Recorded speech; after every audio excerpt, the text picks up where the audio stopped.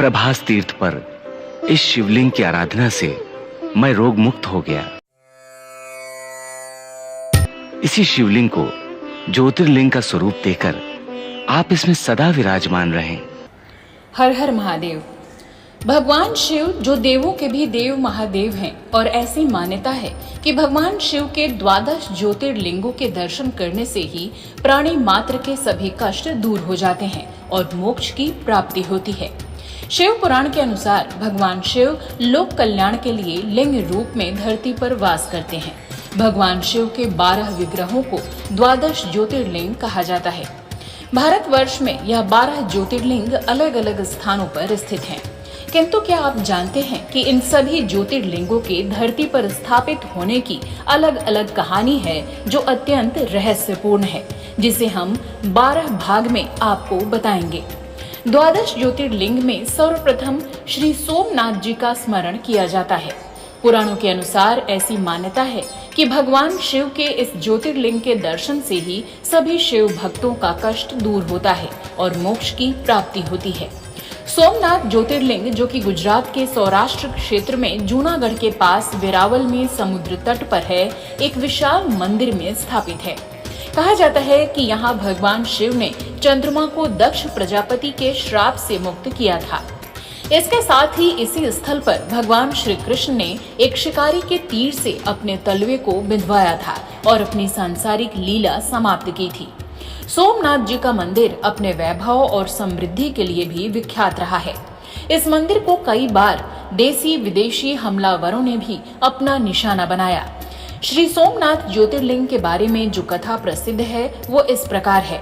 ब्रह्मा के पुत्र दक्ष प्रजापति ने अपनी सभी 27 नक्षत्र कन्याओं का विवाह चंद्रमा से एक ही साथ किया था, किंतु चंद्रदेव उनकी सभी कन्याओं में सिर्फ रोहिणी को ही पसंद करते थे, जिस कारण से रोहिणी की अन्य बहनों को चंद्रदेव अनदेखा किया करते थे।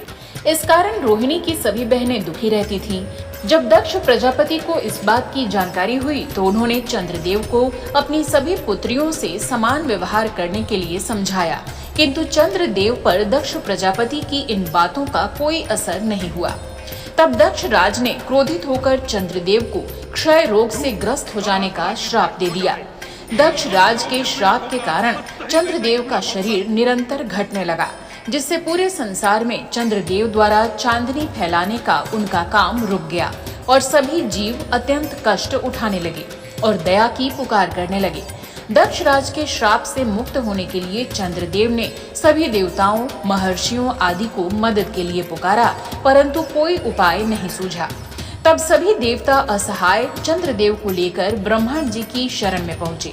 ब्रह्मा जी ने चंद्रमा को अन्य देवताओं के साथ प्रभास क्षेत्र में सरस्वती के समुद्र से मिलन स्थल पर जाकर मृत्युंजय भगवान शिव की आराधना करने के लिए कहा। इस पर चंद्रमा ने प्रभास क्षेत्र में देवताओं के साथ जाकर 6 मास तक 10 करोड़ महामृत्युंजय मंत्र का जाप किया। चंद्रदेव की आराधना से प्रसन्न होकर भगवान शिव और माता पार्वती वहां प्रकट हुए और चंद्रदेव को अमरता का वरदान दिया। दक्ष के श्राप का असर उन्होंने ये वरदान देकर कम कर दिया कि महीने के 15 दिनों में चंद्रदेव के शरीर का थोड़ा थोड़ा क्षय घटेगा, जिस कारण उन 15 दिनों को कृष्ण पक्ष कहा जाएगा। उसके बाद के 15 तिथियों में रोज चंद्रदेव का शरीर थोड़ा थोड़ा बढ़ते हुए 15वें दिन पूरा हो जाएगा, जिसे शुक्ल पक्ष कहा जाएगा। इस वरदान से चंद्रदेव का संकट टल गया और वो फिर से समूचे जगत पर चांदनी बरसाने लगे। इस दौरान चंद्रदेव और अन्य देवताओं ने भगवान शिव से माता पार्वती समेत वहीं वास करने की प्रार्थना की, जिसे भगवान शिव ने स्वीकार कर लिया और वहीं अपने ज्योतिर्लिंग में वास करने लगे, जो चंद्रदेव के नाम से सोमनाथ ज्योतिर्लिंग नाम से जगत में विख्यात हुआ। अपने अगले एपिसोड में 12 ज्योतिर्लिंग के दूसरे ज्योतिर्लिंग की कहानी के साथ आपसे फिर होगी मुलाकात। हर हर महादेव।